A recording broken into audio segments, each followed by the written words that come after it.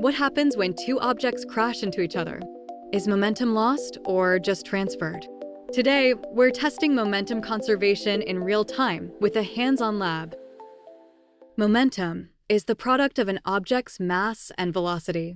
And when two objects interact, like colliding carts, the total momentum before the collision equals the total momentum after, as long as no outside forces interfere. This principle isn't just for the classroom, it's the science behind car crashes, space docking, and even hockey puck rebounds. Let's start simple. One cart moves, one is still. What happens after the collision? Measure the velocities, compare before and after. Now we add mass. When two moving carts collide, their combined momentum must still equal the total momentum before the crash. Let's crunch those numbers. In real collisions, small friction or measurement errors may occur. That's where data analysis comes in. Identify patterns, calculate percent error, and refine your understanding of how momentum really works. Today you learned.